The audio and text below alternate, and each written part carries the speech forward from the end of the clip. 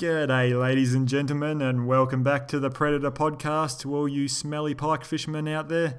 My name is Dean Watt, as usual, and you're listening to the Predator Podcast. Now, I'm stuck out in the middle of bloody Finland at the moment, and I'm in this crappy apartment without Wi-Fi of all things. Holy crap, how do I survive? So anyway, I decided, play around on my computer for a while. And lo and behold, in this podcast file, I found a long-lost little snippet from me talking to Rawlings after one of his absolute blinder of a pike fishing session, which, as you listen, is about from New Year's Day from the start of this year. So, I've been pretty quick to get it out online to you guys to have a listen to. But it's all still very relevant and always will be until the moon falls out of the sky, as you will understand once you start listening to the episode. I think that the crux of the episode was that a fellow emailed me by the name of Yorkshire Piker with a question about moon phases and pike or predator fishing. So I thought, hey, why not ring up my buddy Al Rawlings and ask the master himself. And lo and behold, of course, Al had an answer for me, and geez, I could listen to that bloke talk about that any day of the week. So I've just sat myself down, cracked a beer, chucked the recording through the player, and with very, very minimal editing, you're going to get it all raw here tonight. First take by me on the microphone. I'm just going to export, get it out to you, because I know that I'm pretty lazy with this stuff. So here you go.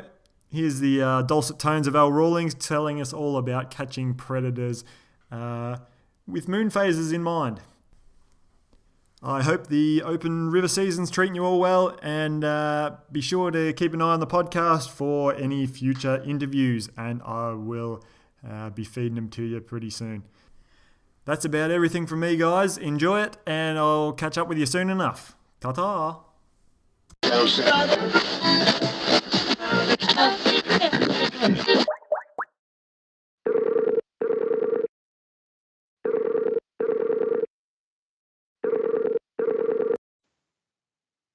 Oh, yeah. Hang on, let's get you on speaker here. Yeah. I can see you, yeah. I think you might have to push your video button. Right. Trying to find that. Where's that? Oh, here. Is that? Aha. Yeah, that looks familiar. All right. Yeah, good, mate. You ready to get into it? Okay. All right, Al, how have you been? Merry Christmas. Yeah, Merry Christmas and Happy New Year to you. It all went swimmingly for you?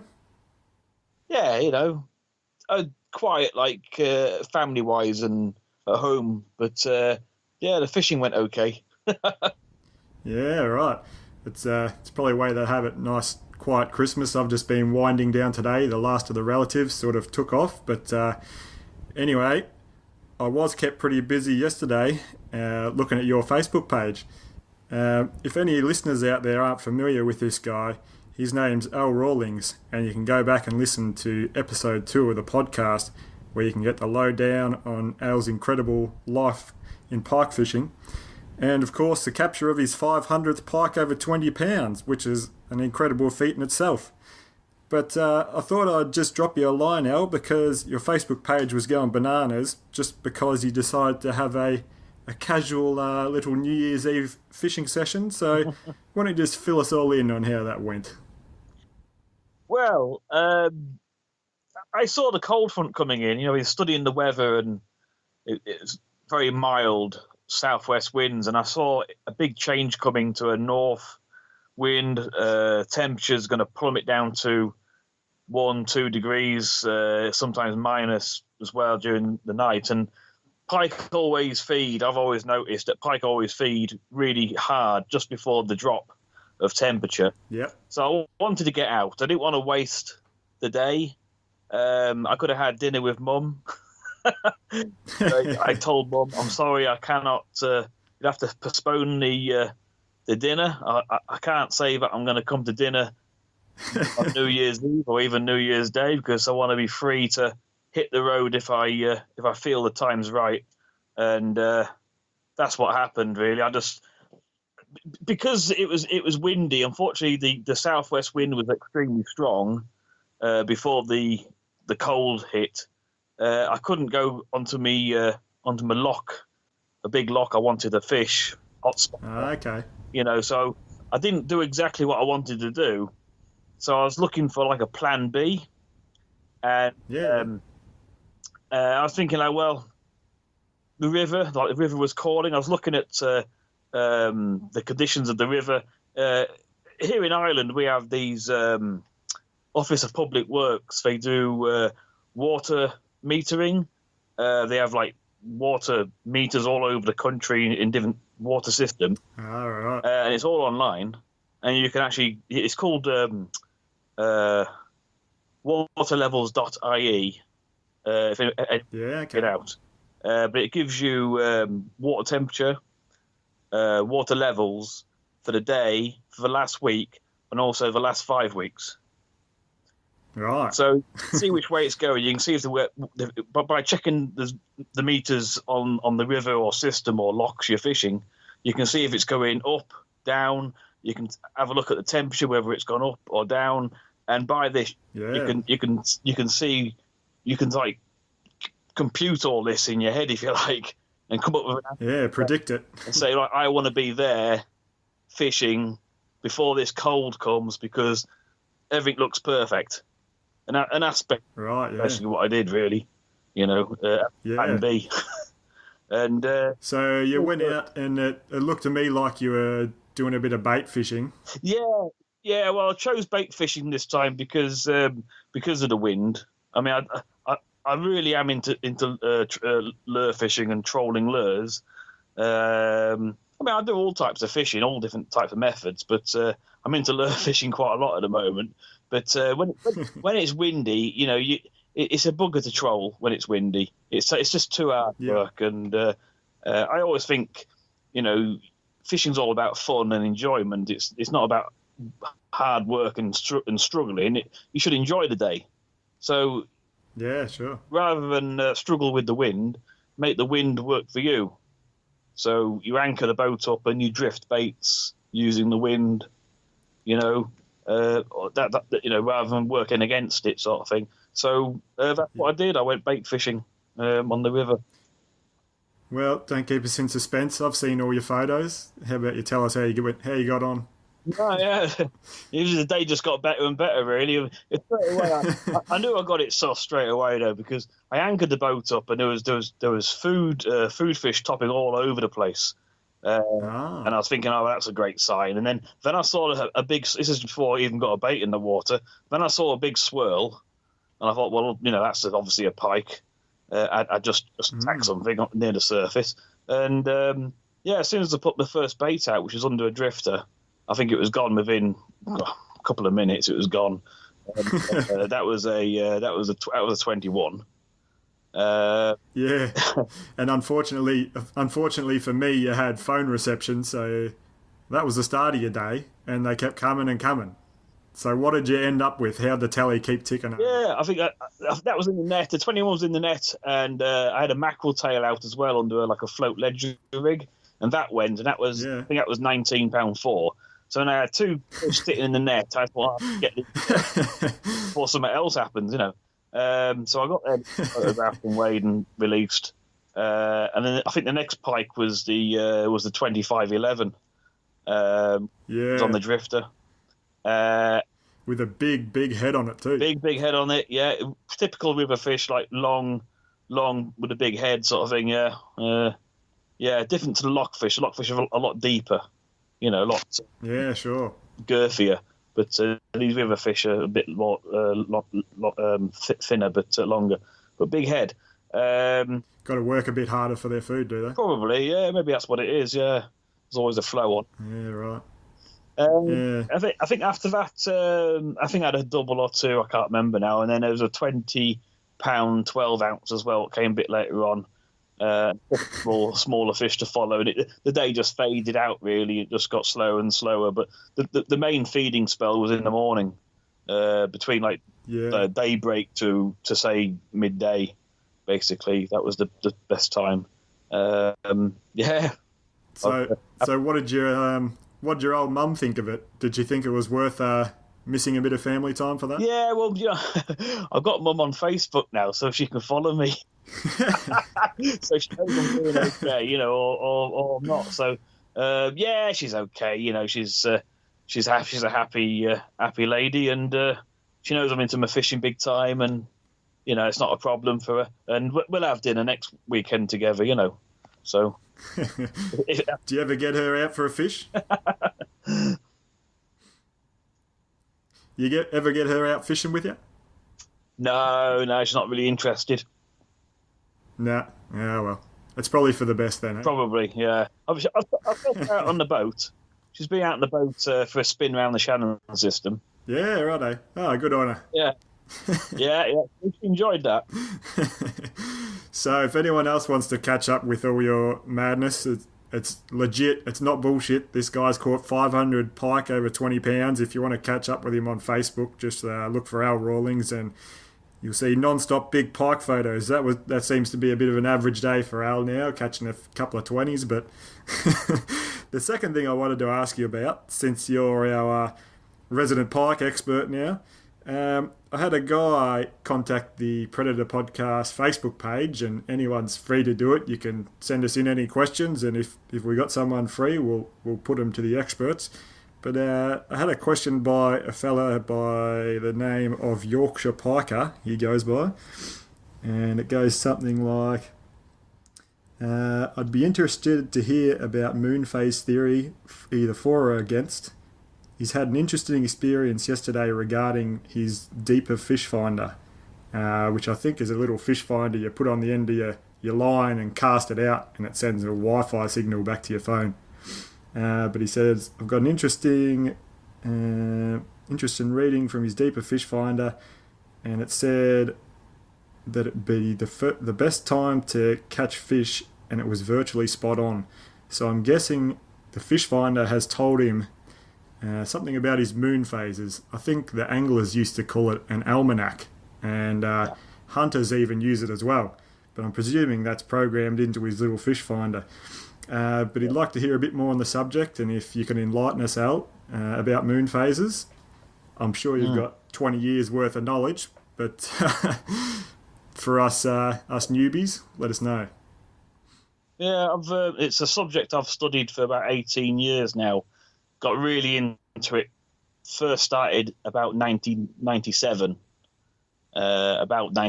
but really got into it about 98, 99, and onwards. And it's an ongoing pike study, really, because we'll probably never know all of it. But I'll put together a few bits and pieces over the years, and there's certainly something there, without a doubt. As for moon phases or moon times, two different things, by the way. Yep. Obviously, moon phase is the four different phases as we right angles to the sun or not. It's and of course there's moon times, which is like moon rise, moon sets, moon high orbit, moon low orbit, and these give some sort of invisible force triggers which fish, pike, can feel, and they suddenly just wake up, and it can open feeding windows. Sure. So this explains all the times when you're fishing and there's no activity for hours, and suddenly you get 3 or 4 runs within 20 minutes, and then it all goes quiet again. This explains the feeding window. So you're a man who's kept many diaries over the year as in regards to catches and the weather conditions. Obviously, you've added your moon phases to that. What sort of correlations have you found? Fantastic correlations, really. I mean, I've actually predicted runs within a minute, and it's worked. Yeah. If you're right on the fish, if you know your hot spots and you know the fish are out there. Yeah, sure. I've actually said to my mates, I said, look, it's going to be 10 this morning for our first run, and bingo, 10, and I get a 20. So I mean, that's how accurate you can predict it. Now, it don't work all the time, obviously, because you've got lots of things thrown in there, as in like weather conditions and water conditions, and then you're going into a thing what I call feeding scale. So it depends how high the scale is, how right the conditions are, basically, is how much the pike are going to come on the feed, and you're going to catch or not catch. Yeah. Well, this Yorkshire piker said that he was virtually spot on with the prediction from his fish finder.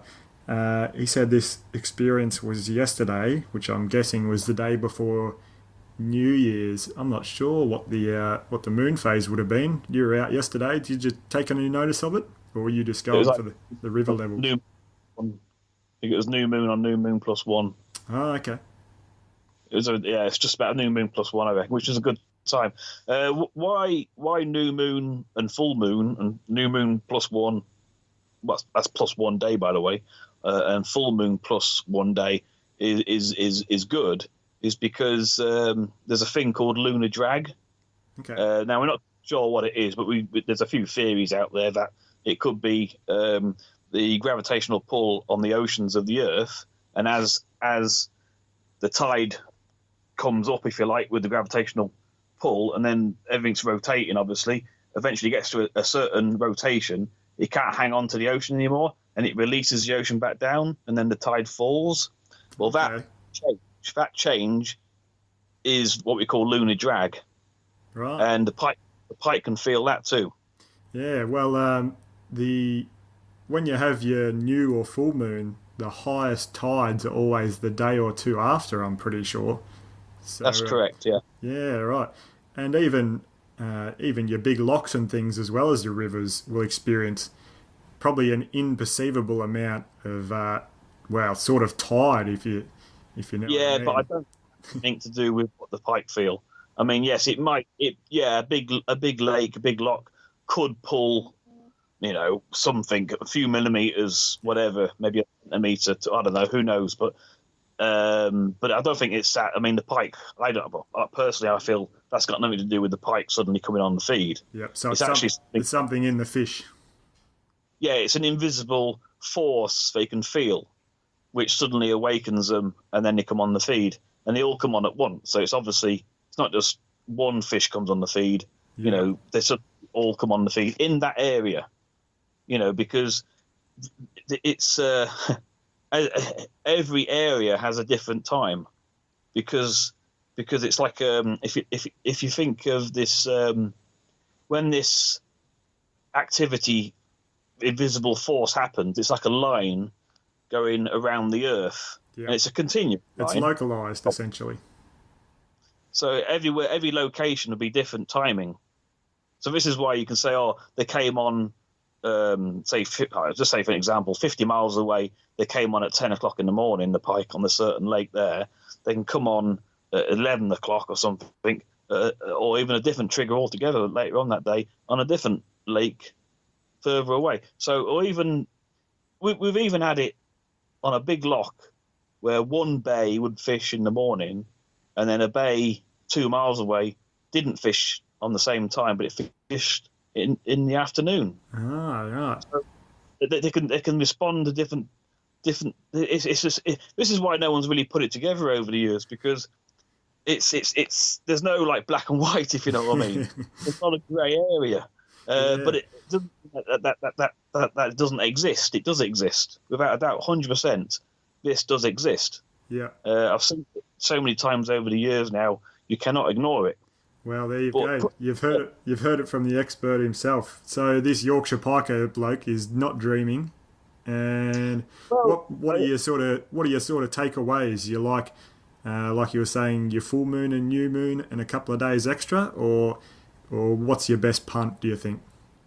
Well, the good thing about a new moon and a full moon +1 +2 days is that the lunar drag runs at 2 hours 10 minutes past the the moon rise. So it always does. I mean, say always does. It always does in winter, because when the days are short. In summer, this 2 hours 10 minutes expands to about 4 hours because of the summertime. But in the wintertime, which is when mainly people go pike fishing, especially with baits, it's always at 2 hours, 10 minutes. So you can, and it's very precise. So say if you've got a moonrise at 10 o'clock in the morning, then at 12:10, you know there's a trigger at 12:10 on a new moon day. That's right. The good thing about the tides and the moon, if you're fishing by those, you can plan a century ahead.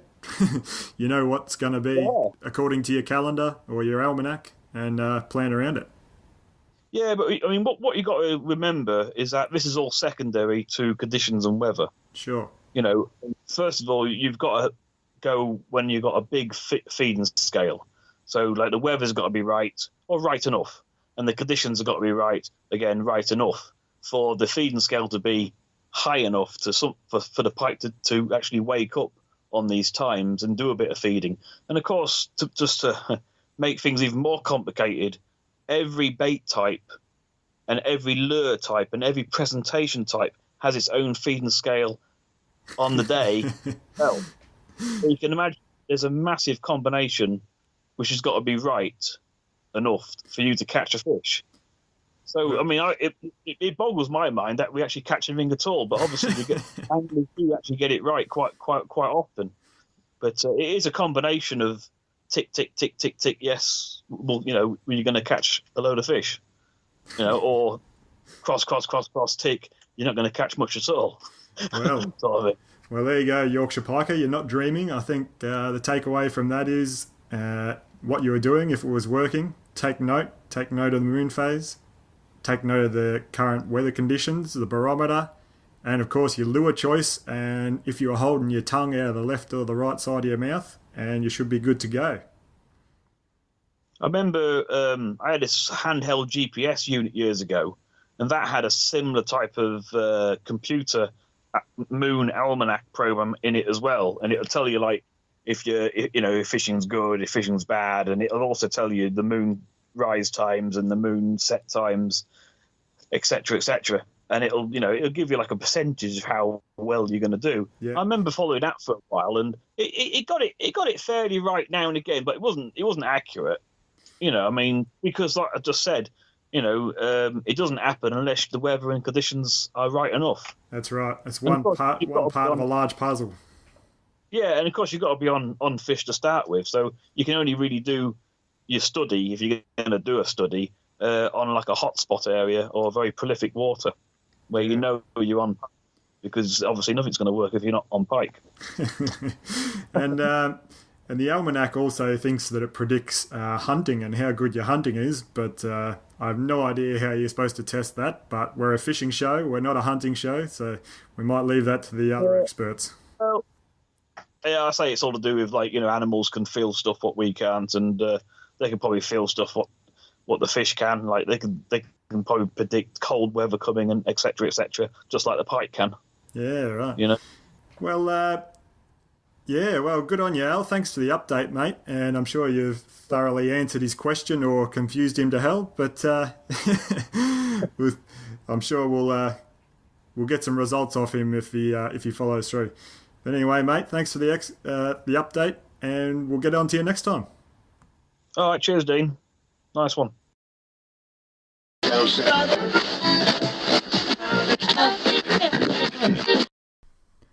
Well, there you have it, guys. The fishing intellect that is Al Rawlings. He's definitely got those pike dialed in. If you want to check out Al's Facebook page, he's decided to go on a mission to catch the Irish ferox trout, which would be no easy task, but he's rigged his boat with downriggers and he's got his dead baits out, so be sure to keep up with that. I'm sure he'll have some tidal theories to do with the ferox coming up out of his arse shortly. So good luck to you, Al. Look forward to seeing some results, mate. And thanks for everyone for listening and sharing your thoughts on the Facebook page. It's good to have you, and I'll be sure to pump out some episodes as we go and let you know about them. Anyway, guys, thanks very much. Hope you're all enjoying yourselves and catching a few fish, and I'll talk to you shortly. Catch you later.